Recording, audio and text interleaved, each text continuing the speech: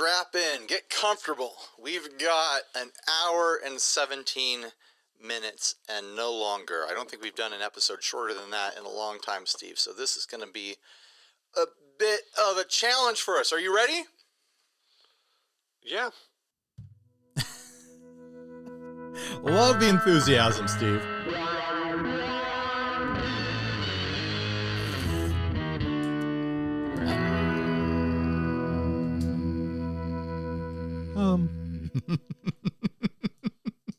Hey everyone, I'm Ryan. And I'm Steven. This is 60 Cycle Hum, the guitar buying, selling, trading, fixing, modding, reviewing, playing, podcast.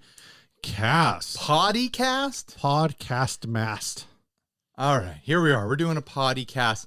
And hey, Steve, guess what? What's up, Ryan? Joe Bonamassa, who I hoped would never have to talk about on the show again, but he's bringing me back in. He's pulling me back into the game. He sucked you back in by doing something that probably hits at one of your biggest pet peeves.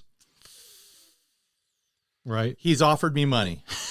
He's offered you that. Well, Joe Bonamassa is offering us. He's offered a lot $5,000 to say that we like him. Well, I mean, he's offered a lot of guitar YouTubers to do this. And I think a lot of guitar YouTubers aren't even aware yet that there's $5,000 on the table to tell everyone how much you love Joe Bonamassa in a YouTube video. But the thing Steve was alluding to, the thing that's a pet peeve of mine is that it is spec work.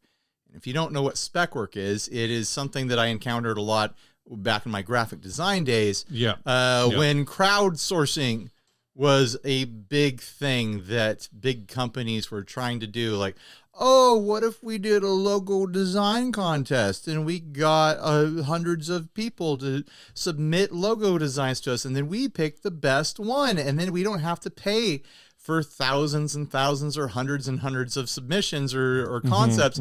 We just get everyone of all different talents to do work, and then we'll only pay one person for it.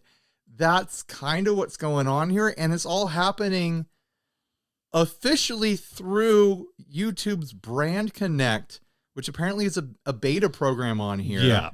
So it's split into two things: promoting Joe Bonamassa's newest album and promoting Joe Bonamassa's US Fall Tour. $2,500 take on both of them, but it's a chance to earn. It is spec work. Like they want everyone to submit their videos that they've done the work to make, and then they'll pick their favorite. Most likely they'll pick the ones that are attached to a channel with the greatest reach, with the most recognizable face. So like if a Rick Beato submits a video, he's probably going to get it. Do you think that, I mean, because I'm thinking about this in terms of like my understanding of like classic spec artwork, where it's like, hey, win a chance to be the next Apple logo designer, or whatever, you know, some company needs I used to see these a lot of, even in the biotech space, a lot of these biotech companies are like, we need a logo that's not just a font, enter our contest, win $500 or whatever. But with those, they're all, you don't really know who these artists are, like, because your face isn't on the logo that you're designing for somebody. And a lot of that was like when companies were doing the spec call out thing, like submit a logo, submit a flyer design, submit a t-shirt design. Like it was rampant in like the 2010s. You okay, Steve? Wrong tube? All right, I survived. Glad you're still here with us. This topic almost killed me. Yeah, Joe Bonamassa almost killed Steve by offering him $5,000. The thing about this is that, as far as I'm aware, this invitation is going out directly to professional guitar YouTubers, like people who qualify across multiple qualifications on YouTube to be able to be in this program. So it's like people who are already really well established and who are doing this probably professionally on some level, whether it be part-time or full-time, like I am. This is a really odd way to work with us. Yeah. So thinking about this in other contexts where we've seen this, back when we were on Podbean, we were part of the Podbean ad program, and we would get things that pop up in there that I think basically were based on how many downloads you got per episode or per month or whatever. They would just blast out. And so like we got things to like, hey, you want to be part of our ad campaign to promote the Milwaukee, whatever county fair, like right. But that's such like a random blast out. And yeah, it was random, or, it was maybe your market segment, but you opted, if you wanted to opt in, then that was basically an application and they would review and either you would get it or you wouldn't. Whereas in this case, it says brands are able to reach their target audiences by working with creators like you on marketing campaigns. We look at your subscriber count, content type, viewer demographics, etc., to match you with relevant brands that resonate with your audience. Once you get an offer, the choice is yours to show interest and negotiate a deal. So there is a question of like, how much deal negotiation is this? It doesn't, excuse me. I guess if you submit a video, it just takes you to a thing that says select an unlisted short. So you're just submitting a video. There is no negotiation here. No, they've set a budget for this, but they have it listed as chance to earn. Yeah. So like that's I don't like to work that way. I don't think anyone else in our industry should work that way. Maybe there's people that are getting served this on YouTube that would love to work that way. I can't imagine why. I just kind of want to read the copy here. How it works: submit a video, create, upload, and submit an unlisted YouTube short that meets the requirements of the how it works section. It's weird that they're calling it a short when they want it to be horizontal. It's not even a vertical video. They want a horizontal video. Oh. How many submissions? You are able to submit one unlisted short per open call. Let's get to the saucy stuff here. And although how it works is going to be boring to everyone, let's get to goals and requirements. About Joe Bonamassa, one of the world's greatest guitar players, the brute, it's in all caps, the blues rock titan, Joe Bonamassa tours the world. Goals: help drive ticket sales for Joe Bonamassa's upcoming tour by creating engaging, authentic content that highlights his incredible live performances and connects his music with the influencer's audience. He wants our audience, just the same way that every brand that we work with does. Requirements. Here we go. Mention Joe Bonamassa by name within the first 5 seconds. So you are starting the video going, Joe Bonamassa. That's the first 5 seconds. Yeah. Example: I'm so excited to share that Joe Bonamassa is hitting the road again. Encourage action. Include a clear call to action, such as get your tickets now or don't miss your chance to see Joe live. These things, these call outs, this is like a professional advertisement call out. Like they're not asking fans to be like, oh, are you excited about the tour? Like make a video about the tour. They're asking for an advertisement with these things. This is actually, this thing that you're hitting right now is really interesting because this was part I'm not even done. No, I know, but this is part of the thing that you had your conversation with Big Jake, where basically there is a lot of ideas out there that like, hey, when you get a new guitar from a brand, talk about this and this and this. And this is what people think that the brands are sending us when we do demos. No brand has ever sent me anything like this, telling me what things to call out and what things to highlight. There are, I will say, we have had some. We're going to do one later where sometimes they have one specific call to action that they want, or one specific thing that they think sets their product apart, but it's like one thing, and then they're like, do whatever you want with the rest. No, these are requirements. These are like required how to make the pitch. The next requirement: highlight his reputation. These are requirements, guys. These are requirements for the video to pass, and there's multiples here. And they want it to be a short, which means you're just like, oops, banging my microphone here. You're just bang, bang, bang on top of each point, delivering each point to fit it into a short. Highlight his reputation. Mention that he's one of the greatest blues rock guitarists and performers of our time. One of the greats. Tour focus. Mention that it's part of his 2025 tour and note the excitement or energy of his live shows. Personal touch. Oh, this is where you get to be yourself. Share why you love Joe's music or why seeing him live is a must. Use Joe Bonamassa's music. Video must include. This is required, by the way. It says required. Use Joe Bonamassa's music. 30 seconds to 1 minute. Horizontal video. But it's a short. Yeah. I don't know. I've never tried loading a horizontal video less than 1 minute. I know with vertical video, anything less than 3 minutes is automatically made a short. Yeah. And this is a thing where horizontal. I guarantee you when they get the submission that they want, if they get it from the channel with the face that's big enough and recognizable enough that they're like, there we go. We got ourselves a YouTube celebrity to promote Joe Bonamassa. We're gonna pay them up to $2,500. They are then gonna go take that video that creator made, and they're probably gonna throw way more money at AdSense for ad placement. They are going to use that, and they are going to target it at the cities, the towns where Joe is touring, and they're going to run ads and spend thousands of dollars, I'm sure, on that video promoting it. It's this, the fact that if this was like they're hiring someone to do an advertisement directly, I'd be like, well, I guess that's the way they want to do it. But the fact that his PR team or Joe directly, I don't know who's running this thing, is doing it as a spec work, and they're targeting it at professionals. Right. Like we are here on this channel, as scrappy as we are, we're marketing professionals. This is a marketing operation. We don't do spec work.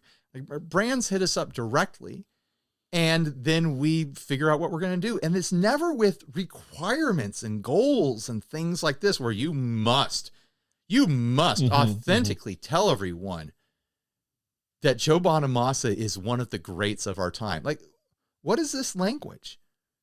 It's baffling to me. It's not a good look. It almost feels like bait in a way. Are we being baited right now? I mean, he did go on the podcast that Tyler Music Is Win does with Jared James Nichols. I wonder if he paid for that to go talk about trolls. I think between Tyler and between Music Is Win and Jared James Nichols, they just have a lot of connects, and so someone's coming through Nashville and they just grab them. I feel like that's probably all it is. After seeing this, I have to suspect that any content creators in the YouTube space and maybe outside the YouTube space that are working with Joe, there's some sort of payment going on at this point. Maybe, but I don't know. Especially considering that he's been fairly antagonistic towards people like us. I mean, to be fair, we've been antagonistic towards him as well. Yeah. But is it like a ha, I'll pay you guys to like me sort of thing? Sure. Like you guys are for sale, so I'll buy you? Is that the angle here, Joe? Or Joe's people? Like, or is it just completely mindless? I think it's probably more mindless. It's shotgun blast. Let's see what happens. Let's put this request out there, and I guarantee you, I can't name names because it's mindless. It's not personal. I can't name names. There's no thought behind it because I don't. I mean, I already said them. So maybe that's a perfect example. Like Music Is Win just had him on his podcast. So someone like Tyler, how much did you get paid by Joe? So someone like Tyler could, and I'm not saying Tyler would make a video for this. He's honestly, if he would, I bet he'd be in the running. He's probably big enough that it might not make sense for him, but he probably who doesn't want $5,000? Well, it's $2,500 per video, so you got to win both contests. I doubt there would be creators bigger than him going after it. but there might be people who are bigger in a niche. Like, I'm not in the niche of blues historians. If there's a channel, like, my point being, like, if you wanted to sell Fender guitars, maybe Fender, like a Fender, some kind of like Fender historian, someone who does deep dives into Fender stuff would be better than just like a big general guitar channel. Right. So I'm thinking that there might, like, a blues, like someone who's like, they just make videos about blues history, doing a thing about like, yeah, Joe's the real deal. I really love him and whatever. It's going to have more influence over his audience of people who watch blues history content than someone like Tyler might. I don't know. I think Tyler's audience is prime Bonamassa audience. They might be, but then that audience might already, if they're already the prime Bonamassa audience, then maybe they don't need it to be pushed by Tyler. You know, and again, we're throwing Tyler around. I know, sorry-ish, I guess. I have no problem with Music Is Win. I think he does a great job. It's just an example because Joe is on the podcast recently, and like you said, he is a big creator. He's got a lot of followers, and he has a lot of influence. I do think the whole, like you pointed out, the saying that this is a short, you know, right, their target is like 1 to 3 minutes, but then asking for horizontal video, I don't really, it's really strange. I don't really understand that. Promoting both a tour and an album this way, again, don't really understand it, but we do know, because I just looked through our email, and earlier we were talking about how several years ago we were contacted by the marketing agency that was promoting Guitar Man, the Joe Bonamassa documentary. And they basically said, there's a back and forth, but they want us to promote the movie. And we basically said, well, what's in it for us? And they said, we can give you some download. We didn't say what's in it for us. We sent them our rates sheet. Yeah, and was like, hey, here's the deal with us. Like, we do sponsorships on our podcast. Are you interested in any of that? And then we'll discuss from there. Yeah, this was a barter. They called it barter only. So they were basically trading download codes. So I guess what we could have done. They wanted us to watch the documentary and then talk about it. Yeah. And then give away a code to a viewer or something like that, so they could watch it for free. Yeah. And we said, no, thank you. Yeah, so that was a thing, but that was back in 2020. What I forgot is a year before that, in 2019, which was probably one of the first times we talked about Joe Bonamassa being like hot take king, right? And how he would get, because we did that. We talked about how we think he's a troll. Yeah, and his PR team reached out to us back then, and basically said, you know, Joe doesn't write these articles. Joe doesn't specifically say these things to get a rise. Basically he just does a regular interview, and then they go back through and they pick out the one thing that they basically said is typical, you know, journalism. When you're getting interviewed and you know that your nuggets get turned into Joe. If there's anything to learn from Joe, it's marketing. Joe is incredibly talented at self-marketing. This, I do not buy that. Oh, I didn't know they would grab that soundbite and turn it into the title. He knows when he's dropping little nuggets that can be used. He knows what he's doing. He's well aware of how to keep himself in the public eye. And here we are. We've fallen for the trap. The trap is snapped on us. It's around our necks, and we are now promoting Joe Bonamassa by saying his name more than it should probably be said. Yeah. On our channel, Joe Bonamassa, Joe Bonamassa, Joe Bonamassa. Then he appears out of thin air. Money, I'm waiting for the money to fall. It's like an idiocracy bit. Like, you get paid every time you say it. Don't you like money? And to their point, in this email from 6 years ago, they say, it's just classic clickbait tactics. We'd be more upset about it. But yes, like you said, like we said back then, even bad publicity is good publicity. Right. So all of these interactions we had back and forth with Joe ultimately are benefiting Joe more than they're benefiting us. Well, hopefully we get some clicks on this video. Is the bait working? Did we bait your clicks? But I do think that is interesting. And I think the idea that he could be disconnected from this completely, and it could just be whoever does his PR is running. I think that's pretty likely. A pretty likely scenario. It probably got pitched to him at a meeting, and he was probably like, "Yeah, okay, yeah, whatever." That's probably the extent of it. Not thinking super hard. And I think most people, honestly, who are doing this and putting together spec work packages like this, unless they've done the third party side like you've done, right? They're probably don't think about it from that perspective of like, no, this is actually asking for free work. And they probably don't know that history, like you mentioned, where companies have done the free logo thing, right? And first place gets their prize, but there's some stipulation down on the bottom that every piece of art that gets sent in is now owned by the company. Yeah. And that's part of the thing. So 6 months later, it's something else, and it's something else. You're going to do this work and like, I'll tell you, some of the hardest work that I do on this channel is when I do shorts for companies. Yeah. Like I put in, I throw my back into it. It's a lot harder. Have you noticed that a lot of the videos on this channel are long? It's because it's easier for me. Getting something concise and tight as a short, that's a real job. Yeah.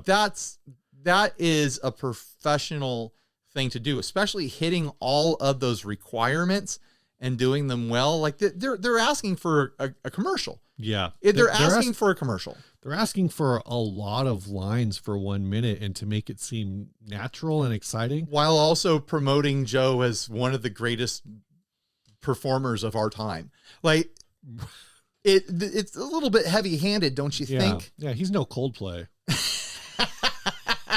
Or Radiohead, apparently. Radiohead. Did you know that people like Radiohead more than Coldplay, Steve? Yeah. This is a weird thing. This is a weird thing that Steve found out recently. No, I definitely already knew that. Right. So yeah, this is very interesting. We've been sitting on this for a couple of weeks, just kind of like, what even is going on here? Yeah. I thought it would be interesting to present to you guys, the audience, so that when you see this campaign happen, you know exactly where it came from. But also, I want to encourage the other guitar YouTubers out there, know your worth. Yeah. This campaign does not know your worth. And it might seem like a bunch of money, $2,500 twice, potentially. You're worth so much more than that, not just in the money. I mean, that's a lot of money. Like, I don't get paid that for demos. That's a lot of money, but you have the worth where someone who's putting together a campaign should go and check out your content first, or ask around, figure out who would be a good fit for this sort of marketing, and hit you up directly, and then have a conversation about, hey, would you be interested in doing some marketing for Joe Bonamassa's tour and album to promote it? I'm sure there's a ton of guitar YouTubers out there that would love to have that situation. That would it's not our channel. We're not the channel for it, but I bet there's a ton that would be like, yeah, I would love to promote Joe's tour. And you know what? With that budget, $2,500, I bet you they could find 10 channels with that budget. Sure. And just spread it around. Like, can you just do a couple minutes where like you hit these points in your own way, find your own words, but we just want people to know about the tour. And then we're going to spend ad spend to get it served to people near where the tour is going to happen. Tons of people would be into that, but do them the service of connecting with them directly. Don't do like a thing where you're getting everyone that you can to send in work for free, and then you pick the winner. It's insulting.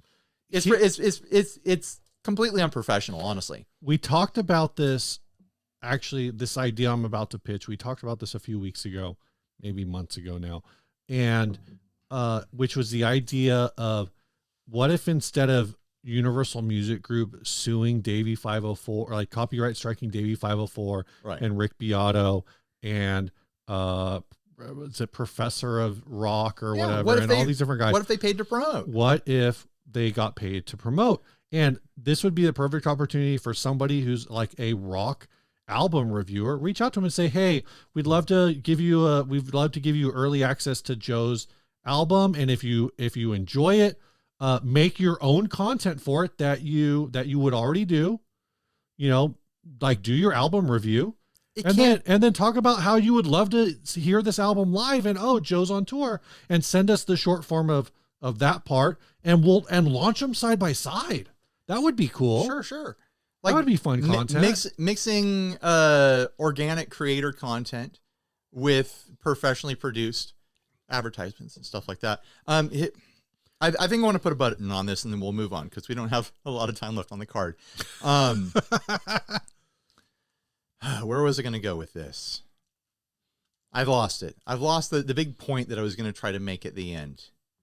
Okay, here it is.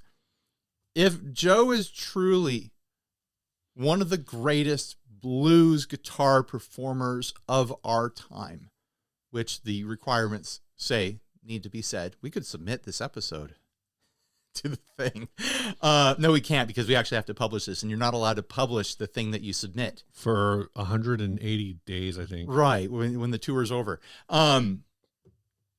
If that's the truth. No, in 180 days, he'll just be on a different part of the tour, because he kind of tours you around. Yeah. If that's the truth, that he is one of the greats of our time, it will not be hard to directly find content creators who would love to help promote, who would love to help promote his tour and new album. It would be completely organic.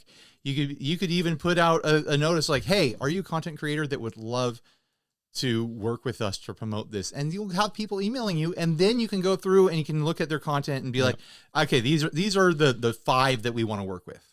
It's not hard. Coming full circle, I didn't listen to that podcast that I was talking about earlier, but the timing does make me wonder, like, I bet those topics came up in there. Like, you got a new album coming out? Oh, you're going on tour? Because that's kind of tends to be why artists do podcasts in the first place. We've been sitting on this for a few weeks, and that interview happened after we saw this. Yeah. So it's just interesting. It is interesting. I didn't listen to it, so I can only speculate.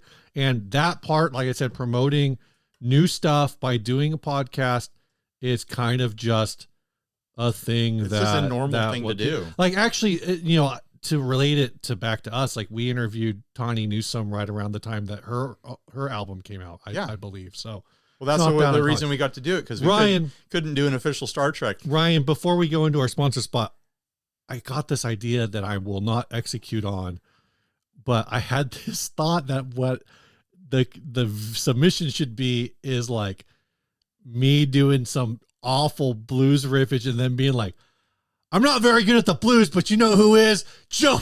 Okay, here's the question to really wrap this up, to put a button on it. Should we do joke submissions?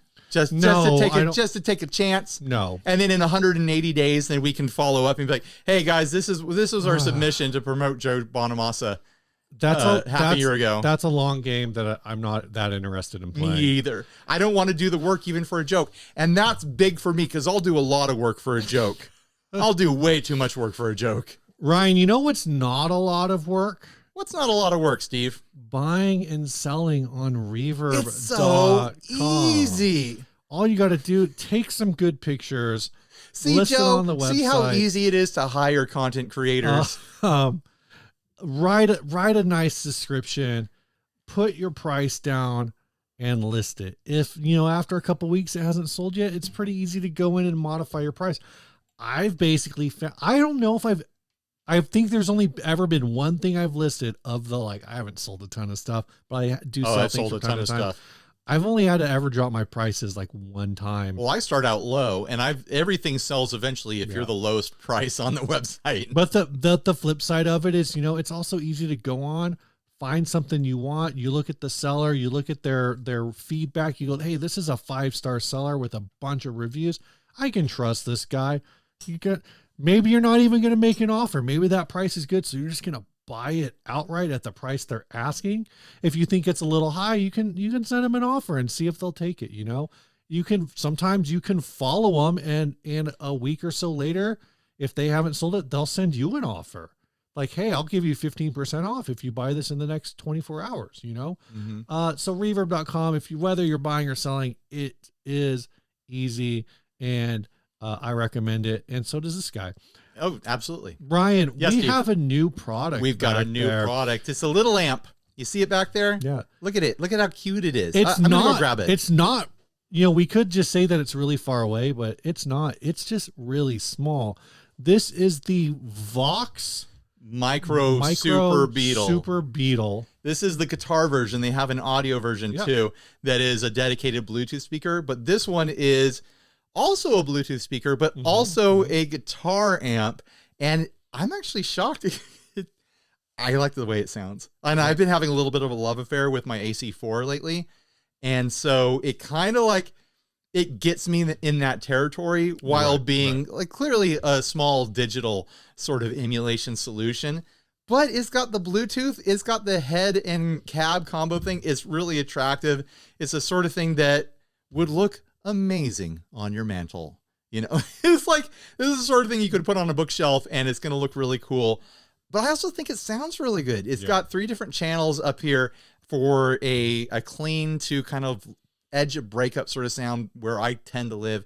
Then a crunch channel, then a full blown, just raise every hair on your neck, heavy rock sort of sound here. But it's got the full thing. It's got volume, it's got a reverb, it's got bass, treble, and gain on here. And also, it's got the separate cab. The head is battery powered. The thing that threw me off, built-in speakers in the head. Built-in speakers in that really surprised me. So you want to take this to the beach or whatever, or on a cabin trip or whatever. This part is battery powered.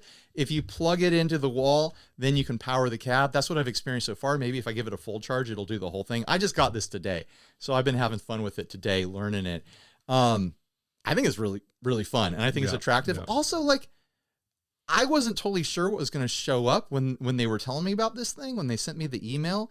I opened up the bottom panel to see what this was all about. It gets into the guts, but also when you open this up, you can see it's all made out of MDF. It's all made out of wood. I was expecting it to be like a plastic speaker or something like that. It's built like an amplifier, and it's got a leather handle. It's got the Tolex. It's got the gold piping and the white piping and real fabric. It's not the same grill cloth that's on a real amp, but it's still a fabric grill cloth on there. It doesn't feel plasticky or cheap. It feels like a cool thing that you want to have around. So fun. I think this is a cool product. I'm glad that they're sponsoring the show for a month over this thing, so I can keep talking about it. I'm going to need to make like a little recording. Yeah. They're going to trick me into doing a demo. They wanted to do a sponsorship of the podcast. I'm going to end up doing a demo. What you should do, Ryan, is you should do a short. I could do a short, and it would fit perfectly in that vertical right there. Yeah. Unless I make it horizontal and talk about Joe Bonamassa. Oh my gosh, Ryan. This is a cool product, and you know who else sells cool products? Who else sells cool products? Stringjoy. That's true, Steve. Yeah, because they're made out of metal. Products that are made specifically for guitarists like us. They sell strings. They sell strings, and those strings are long enough for your guitar. That's true. Or your bass. Yeah.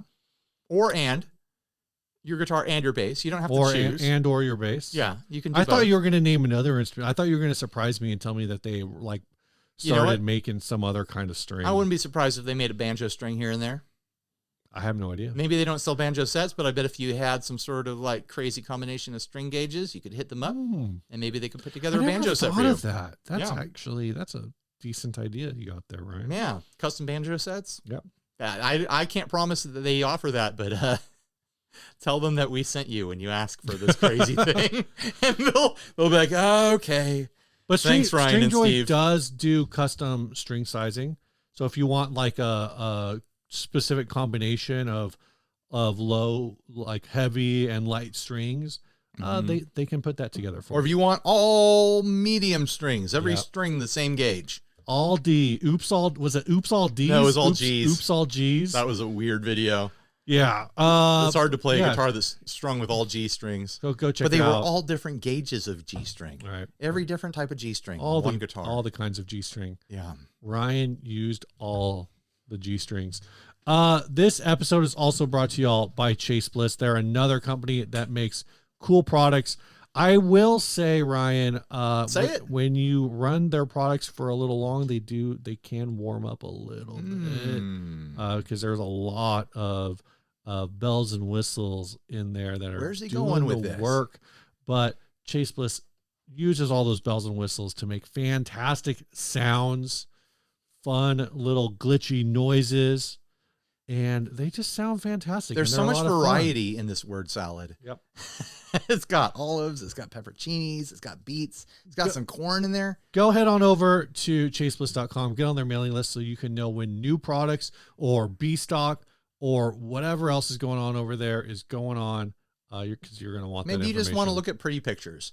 Go over to chasebliss.com, look at some pretty pictures. Ryan? Yes, Steve. This first ad was sent by Lawrence Monet. I've never heard of that. Lawrence Monet. This is new one. Item specifics.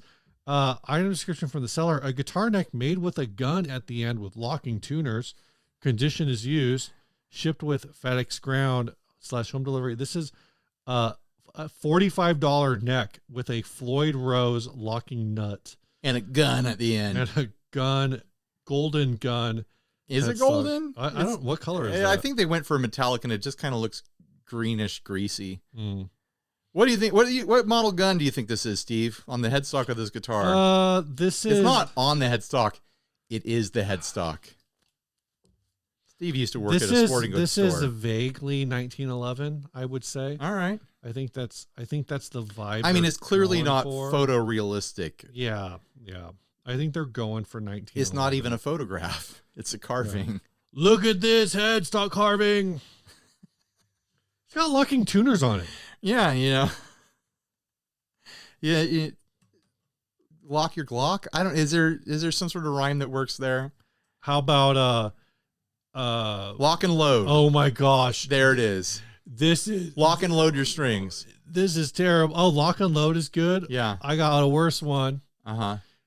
When you really want to blow away your audience. Oh, come on. Set your sights on this guitar neck. Yeah, let's try to avoid tasteless humor on this program. Yeah, Steve. We've never made a tasteless joke ever. Come on. This is serious. This is a weapon on this. It's goofy. This is a super goofy neck. I don't even know how they pulled this off. They did some sort of grafting of other pieces of wood onto this neck to make this happen. Typically, Ryan, 1911, if this was based on an M1911, is chambered in 45 ACP. But what I would like to posit is that this neck would be perfect for your 38 special cover band. Okay, all right. There we go. Is this a good headstock? No. Is it a good gun? No. But it is both those things at the same time, a gun and a headstock. And I've never seen it attempted in this way before. And I kind of hope I never do again. Headstocks, gun stocks, there's puns galore, though. Like the way the strings are going to come off that nut is just wild. That break angle out to the low E is pretty, you're going to need pretty rough. Even though it's a locking nut, you're going to need string trees all over the place. Well, Floyd Rose, typically you'd have the string tree there. You would have some sort of guide. You'd have the string guide. You have the holes for the string guide there. There's just no string guide. So what's the like? I enjoy shooting a firearm from time to time. Would you say the same, Steve? Yeah. I've partaken in the shooting of the marksman arts. I'm looking for. Yeah, I mean it's been a while, but it's been a while. I like to squeeze off a few rounds and into the side of a dirt hill, like shooting at some targets and stuff. I did some hunting as a teen. Mm-hmm. This is not appealing to me at all as a even a casual gun enthusiast. I just feel like it's not very high caliber execution. Just even imagine, like, you get this on a guitar. What is the visual messaging? Because your hands are over here, and it's like, I've got a handgun on a stick. It's on a stick. It's on the end of my guitar. Like, yeah, like ergonomically. Like I get like the M16 guitars where it's like that's where I was going to say you could pick it up and like I've got a gun, but it's also guitar. This is like I've got a handgun on a stick. Yeah. Like that's what I was gonna say is ergonomically the machine gun guitar, AK-47, M16, whatever. Right. Guitar does make sense. This is just goofy. This is a handgun on a stick. It's a handgun on a stick. Yeah. That's what I'll put on the title screen. Handgun on a stick. New restaurant coming to a mall near you. Corn battered, deep fried guns. Oh, deep fried guns. Come get your deep fried guns. Only in America. Yeah. Oh my gosh. What kind of jacket do you wear to a rock show, Ryan? Full metal? A full metal jacket. Full metal jacket. Yeah. What other jokes are, oh, you know what? This could be maybe this is for your I wonder what guitar magazine it would be in. I think I'm out of yeah, I'm waiting for you to make a point that doesn't feel hollow. Yeah, most of them are. Yeah, this looks like a hollow point situation. I just don't think that many of the jokes I make are particularly penetrating. No, you're definitely not hitting your mark. Yeah.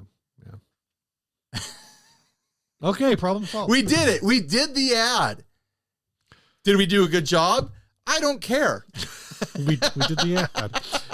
I don't understand this on a lot of levels. I do understand why this is still on eBay despite it being only $45. You can see why it's still on eBay. Despite the fact that you could get this and just pull the tuners off and you'd probably get your $45 close to back just from that. Let's be honest. This neck looks awful. Yeah. It looks like it was in it looks like there's water damage involved, like some sort of wet basement. It's a maple neck that looks like it's been completely, which for what it's worth, I appreciate a fully sanded down. But also I think someone started a scallop job on the higher frets and then gave up. This is a neck someone was experimenting on. It looks a little scalloped on those those last 3 frets. That is odd. Yeah, this neck has seen way better days. And I'm not even talking about the headstock at this point. So you're not even thinking of the song Better Days? $45, I'm not surprised. Anyone with eyes can see, no, this is not the neck that you want. Is the 22nd fret usually on the end of the fretboard like that? I don't know, man. Oh, my eyes are playing tricks on me. That never mind. Yeah. You got tricky eyes. Yep. All right, let's I got nothing else. If you don't want to spend $45 on this, but maybe you want to contribute $36 a year to actually you get a discount if you sign up for the whole year to the making of this program. You can by heading on over to patreon.com/60cyclehumcast, where for as little as $3 a month, you can support the making of this program. Of course, at the end of every episode, we run a credits list of every single person who has supported the show, whether it is the folks in our mission control tier or the people who just put fuel into the fuel crew, the furnace, the fuel crew. Yeah. We appreciate everybody. They They don't put it into the fission furnace. What they do is they fuel up the booster rockets that get us into orbit every week. Like it's the commute is crazy. One of these days I will figure out how all of these pod parts work. Right. We don't have to figure it out because it's not our job. We just work up here. I thirst for knowledge, right? This ad was I hunger for ignorance. This ad was sent by Peter. Thanks, Peter. About this listing, this is a one-of-a-kind, custom-designed electric guitar built and 3D printed by Cowtown 3D Prints in Fort Worth, Texas. More than just an instrument, it's a piece of functional art. It's a Telecaster hardware on a fully custom Jag Jazzmaster-inspired body. The core and rim are printed in carbon fiber filament for strength and rigidity, while the side accents are printed in a wood fiber-infused filament that feels just like real wood. A stained walnut panel under the bridge and control plate ties in perfectly with the neck and accents. Wilkinson pickups, some steel rods in the neck. Is this, I haven't looked at it yet. Is the neck? Take a look. Is the neck also 3D printed? No, maple neck with rosewood. Neck pocket to the bridge. So that the steel rods are for in the body. Right. Okay. To maple bind neck, the body rosewood together. fingerboard stained to match the walnut with fingerboard oil. shaped with Strat style comfort cuffs for an easy ergonomic feel. I'm going to hit that price before I look at, I still haven't looked.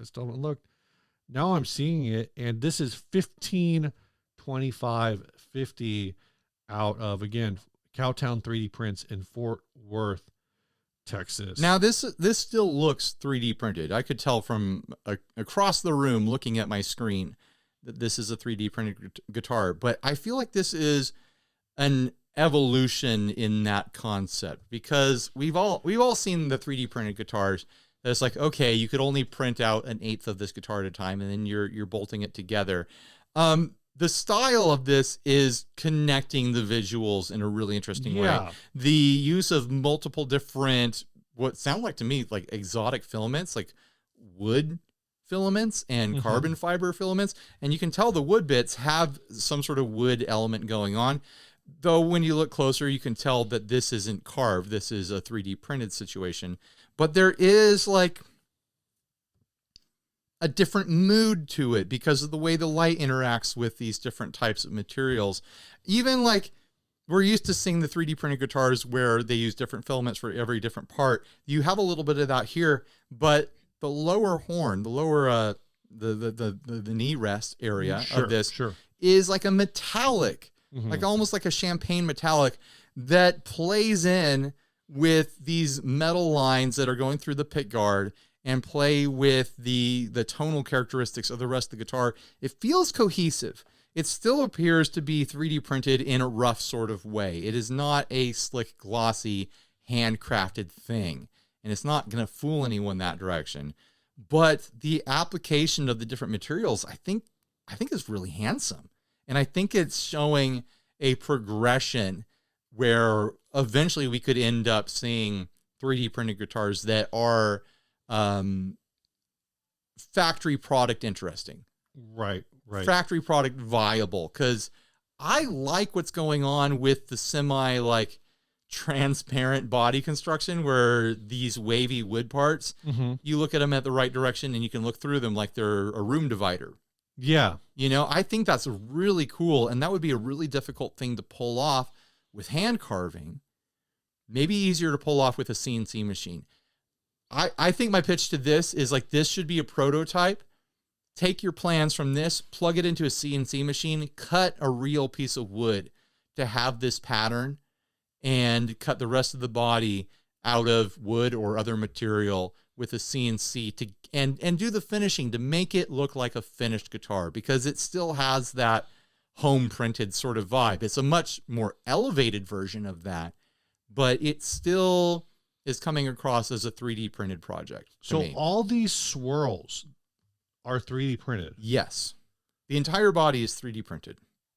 Except like the pick guard. Except the pick guard and the control plates and the bridge and the pickups, obviously. Yeah. No, and the wires. I say the pick guard because I think they're like this area around the control plate is actually wood. Right. So there is it's a wood panel on top there. Yeah. But the main form of the guitar is 3D printed, and they use some sort of wood pulp filament for those wavy bits. Yeah, which I've never seen anything like that. It's really cool. It's a really like fun visual effect, and I bet it even has interesting resonant qualities to it. Yeah. I agree with you. I think this is kind of an evolution of 3D printing, whereas the kind of like Lego brick guitars that have been 3D printed that you see at guitar shows and stuff, and people go, look, I 3D printed this guitar. Like that was an interesting like that's a proof of concept. Right. I think this is closer to this is maybe like generation 4 or 5 of that idea moving towards, like, I'm saying this as somebody who works in a process development space, granted for biotech, but like, this isn't a commercial process that we're looking at here, but this is going to get you into clinical trials. This is the thing that you sell to a venture capitalist who's going to go like, yeah, there's something here. Like it's proof of concept. If we throw more money at this, I could see some version of this that is using maybe like a higher quality 3D printer or something. Right. It's going to get you something that's actually you could see in Guitar Center. Like if someone took this concept and they did the high end, like or $5,000 handcrafted boutique guitar version of this, then we would be seeing it in the boutique showcase at NAMM. It would be like, oh my gosh, look at this really interesting woodworking. Whether they cut it with a CNC machine or they did it by hand, like it would be this compelling piece of like, oh man, I got to get up close to this thing and see how all the angles and the edges and all the dressing on all the fine details are and stuff like that.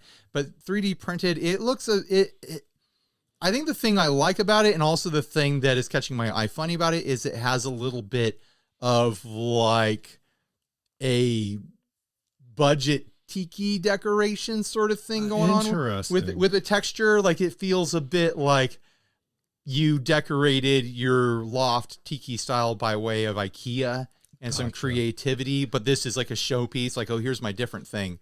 But it just feels like that direction, but not fully authentic yet. Is that where because you called this guitar waiting room guitar? Yes. And I was expecting to be coming into a Fugazi reference. No, I look at this because I was looking at the room divider quality of the wood printed swirls. I was like, that feels very much like a hotel waiting room divider, or even like a hospital like room divider sort of thing. Also leaning into the kind of safe and mellow earthy tones, your tans, your champagnes, your mochas, things like that. Wood tones and stuff like that. It has that waiting room sort of feel to it. All it needs is like a Better Homes and Gardens magazine on the on the coffee table while you sit on the couch and wait for your therapist to call you and Well, thanks, Peter. Thanks, Peter. I thought it was fun. I do too. I'm glad I saw it. I'm happy that I saw this. This was a good thing to see. You got anything new, Ryan? Well, I could talk about my Fender trip some more. Oh, I gave a guitar away today. You gave a guitar away today. I gave a guitar away, and not to a kid. I didn't give it to a child the way everyone expects me to, or wants me to. I'm looking, trying to figure out what guitar it was. Was it a guitar that was in here? It was the Urt. The Urt. I had that gray sparkly Urt. I don't know I don't think I remember. I gave it away to one of our mutual friends. Do you want to take any guesses? You're never going to be able to guess. I'm never going to be able to guess. If I'm never going to be able to... It's a she. It's a she. It's a mutual friend. It's a mutual friend, a she who has... not a member of your family. It's local, a local Not person. a member of my family, local. The audience is not going to know who this person is at all, and I didn't take a picture of me giving her the guitar, and I didn't ask her permission to put a picture of her, so I'm not going to. It's Sarah. Oh. Yeah, she was out at a concert with another friend of ours, and she was like, oh, I think I'd like to learn electric guitar. I've been playing acoustic guitar forever. I think I'd like to learn electric. Cool. And our other mutual friend was like, oh, you should ask Ryan. He'll just give you stuff.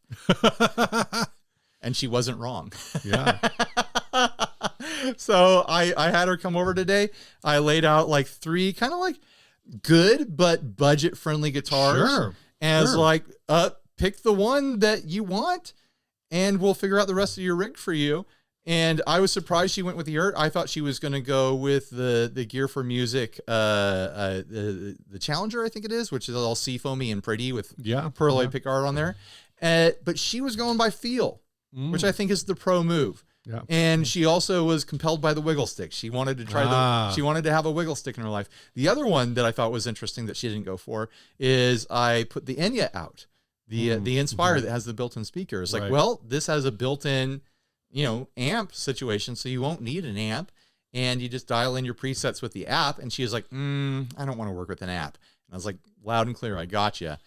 So she went with the Urt, and then I was like, you got to have an amp or something. Right. I was trying to figure out what to do. She didn't want to work with an app, so I didn't want to give her like a headphone plug or whatever. I handed her my old Roland Micro Cube, which is like kind of beat to crap. Yeah. But also like has a vibe to it that I appreciate. And it's also really easy to dial in like a chorus or a phaser and a delay or a reverb or a couple different amp sounds. It's a good place to start. And I told her like, hey, if you get used to this and you decide like you want more or you want different, like just stop by and we can swap stuff out for sure. Whenever. For sure. Like I'm totally down to just loan things to friends. That's fun. But it was a fun moment to have, to be able to, hand some stuff over to a friend Like, yeah, have a guitar. I've got too many. Go for it, you know? And this all happened on Earth, by the way. There was a lot of transit today. You know, there's a lot of traveling, a lot of commuting. Yeah. Yeah. So you got anything new? Ryan, I bought a pedal. This thing. I don't remember how much I paid. I should probably look it up. Steve is getting into the affordable game now. This is a chorus. It's a little 3-knob chorus. I don't know what the brand is. This is so familiar to me. It's a 300 series made in China by, is it Hafair or is it? I have no idea. Hafair. Is that is that a J or is it an H? I don't know what those first two symbol things are.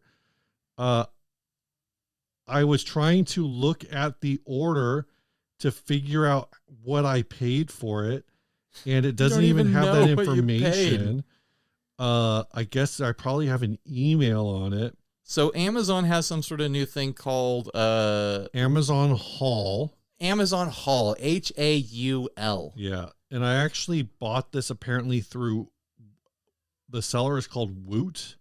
I don't know if that's the same as the old school Woot from like back in the day. Did you just buy it to buy it, or is like I did? Somebody posted it in the Facebook group, and I was like, "Oh, well, that's interesting." I paid $5.18. $5 pedal, guys. I think half of that was shipping. Do you know if it works yet? It does work. It's a little quieter than I expected. Yeah. I don't know if that's a thing with those pedals in general, that they tend to be a little quieter. Maybe it's a crapshoot.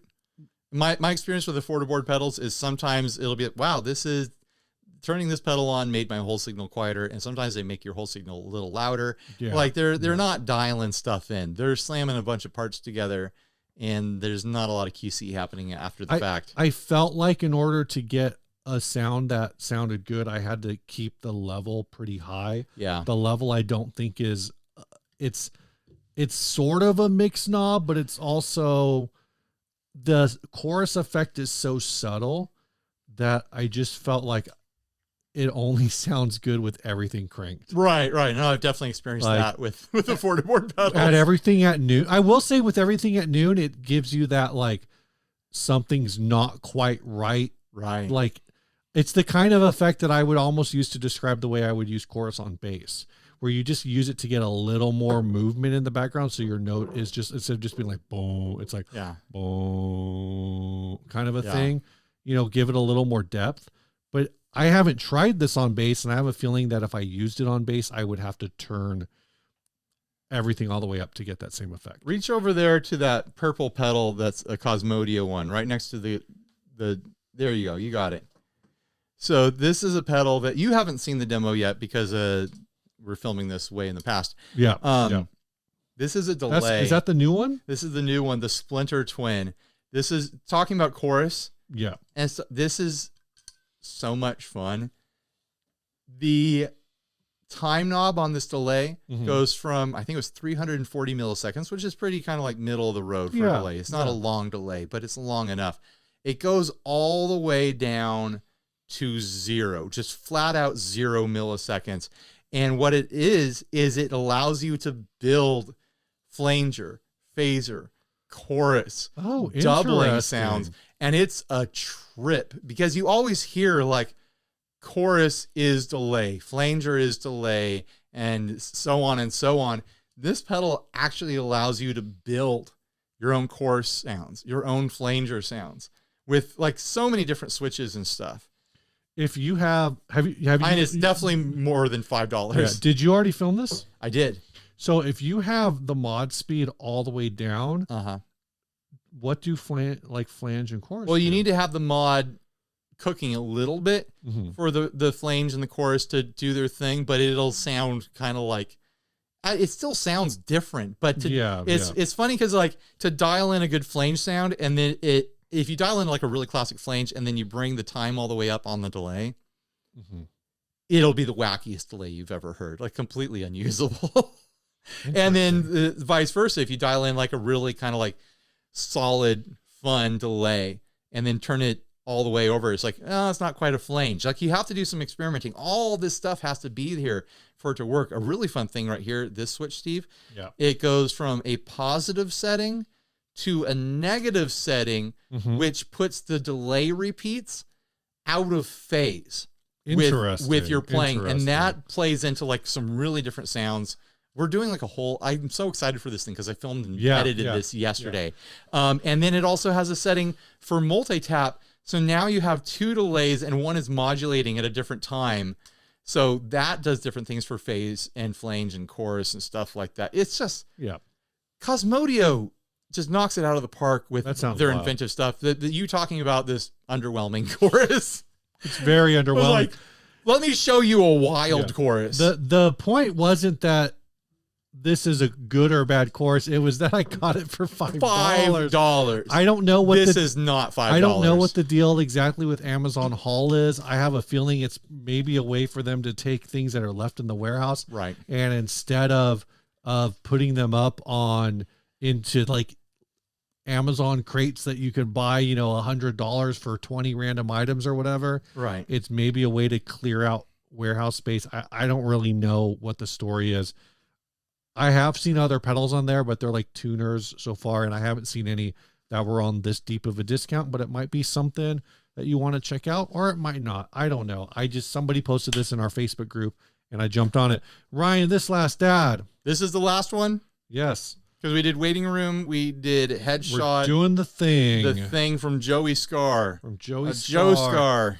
My iPad just went into night mode, which is fun. Night mode. Oh, fighter of the day mode. About this listing, collector's alert, one of a kind GMW Guitar Works. Guitar was a personal project carved and painted by Dan Lawrence, a very special guitar indeed. Guitars for sale locally and will end the list anytime in case it is sold here in Brazil. This guitar is called The Thing guitar, entirely hand carved, and the back of the guitar shows the artist Dan Lawrence signature, only one in existence, and now can be yours. Straight from my personal collection, ultra rare and unique. Handwork on this guitar is superb. Check out the neck eyes inlay. I'm going to jump down from the BC Rich days, 1987-1990 at Dan's website. I thought that name sounded familiar. So Dan Lawrence was an artist, guitar guy at BC Rich. Says some photos of graphics painted by Dan Lawrence while he was an employee. During this era, Dan enjoyed doing a few personal projects in his spare time, such as the carved double-head snake that George Lynch used in the music video, body part, skulls, the thing, glow-in-the-dark skull.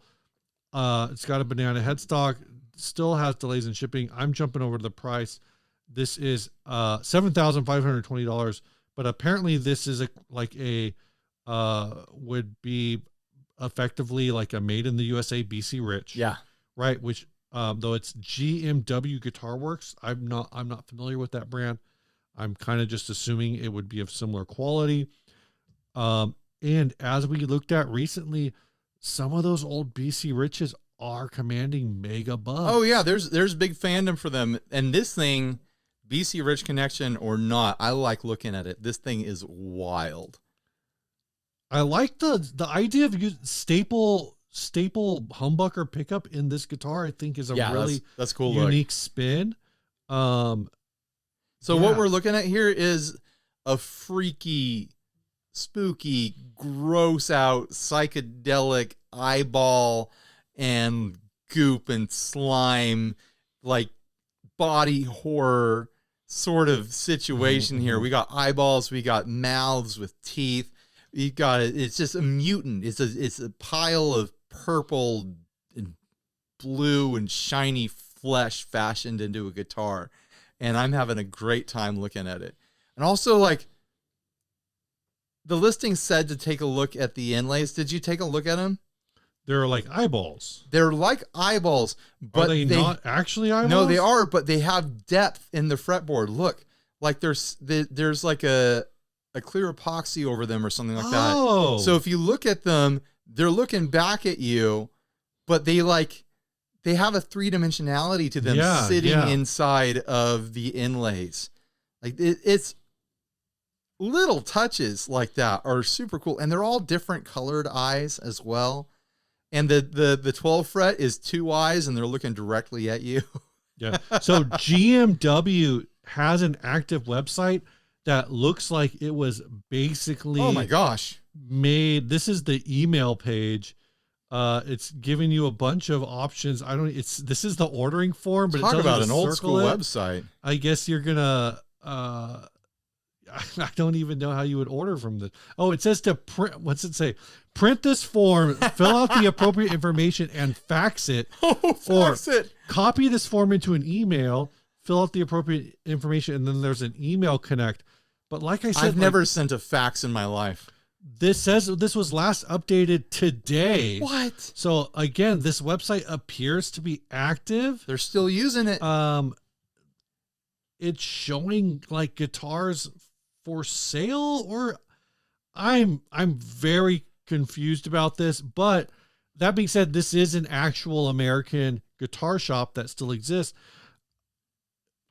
I think this thing's so wild. When this 1990. And yeah, GMW, they'd mentioned on their website that they did a lot of custom artwork for BC Rich and Jackson and Charvel and those kinds of brands back in the 80s and 90s. If I was a big arena shredder, I'd commission something from these guys. This is wild. Yeah. Yeah. I think that this is perfect. Like you want to stand out on stage, you want to have a guitar no one else has. Like this is cool. And the price is really not that crazy. $7,500. Like I'm not gonna rush out there and buy it, but it's got the right name attached to it. It's got the right connections. Like it's got a cool look. It's totally different in a lot of ways. There are 2 other GMWs on Reverb. One of them is an EVH themed from 2002. They're asking $3,200 for that. And the other one is like a high-end super shredder deal. That's this one, it looks like it's in Germany. All those look pretty standard. This is like a carved piece. And this one is I do like that headstock. $5,500. We'll call it. I was looking that up just to see what kind of price range. If these guitars exist, Sure. Like how do people know about them? And the fact that they do show up on Reverb. This is a thing, not this part's not sponsored, but we have mentioned it. A whole part kind of idea that if it is a guitar product that existed, it has probably been on Reverb at some time in history. And I've never heard of this brand GMW, but I'm seeing a ton of them. I'm seeing a ton of them that have sold all over the map price wise. But everything from like $3,500 to $6,000, $3,500 to $6,000. So the idea of this guitar being worth, $7,000, not just because it's a wild piece of art, but also it's part of a larger guitar history, a brand that is known by people, just not by me. I am not the arbiter of all knowledge. Really? Yeah. Huh. People. I thought you were. People tend to think that we are. We don't. It's very strange. We don't think that about ourselves. I just want to comment really quick. Yeah. I really like the way that he signed this guitar.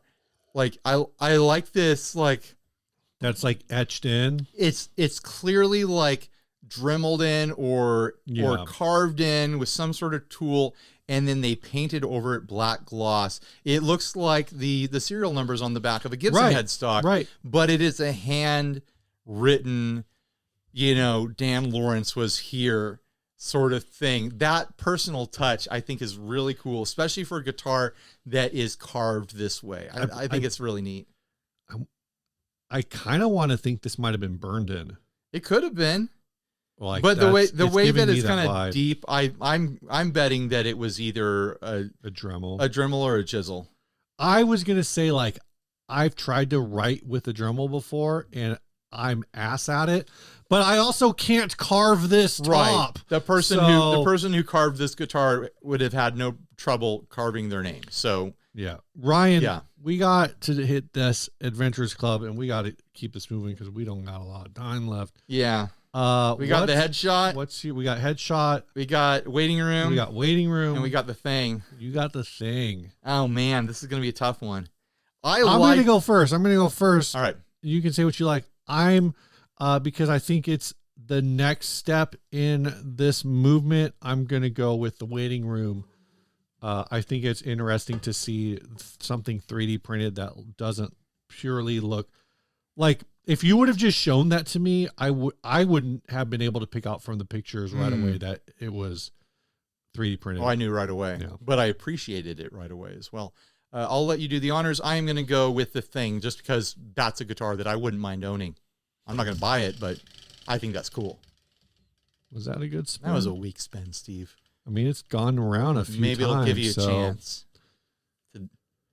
Here we go. All right. Of course, Steve won. Of course. Yeah. All right. Congratulations, Peter. This song was sent by BluGubrious. I can never say anything this name or anything else. This is from Blue, who says, first time I've ever sent a tune when you've not asked on the show, but I heard this one and thought it might be a nice, shorter one to close the show. That's perfect. No pressure or expectation if it's not needed. On the other hand, there are more than 50 tunes on my channel, which we're not going to play all 50. Link to. And one song a week for a year. BluGubrious. I can never say it. I'm not. This song is called "Just in Case."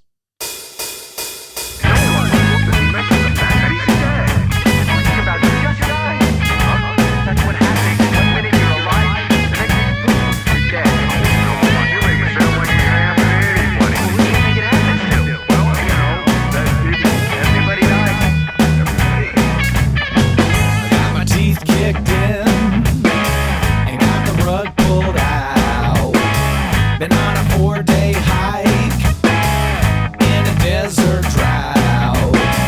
Sustaining, maintaining. Better keep those old nights back in case forever starts right here.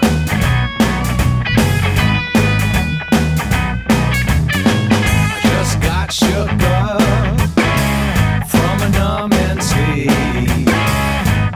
Awakened rude, I was in knee deep.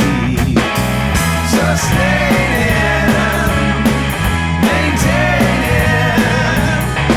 Better keep those old nights back in case forever starts right here.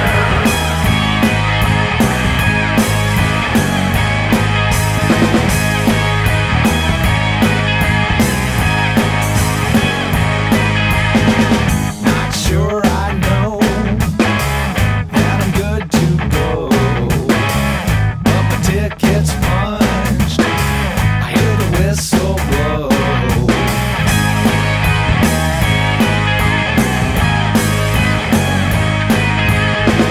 Sustaining, maintaining. Better keep those old nights back. Sustaining, maintaining. Better keep those old nights back in case forever starts right here. In case forever starts right here.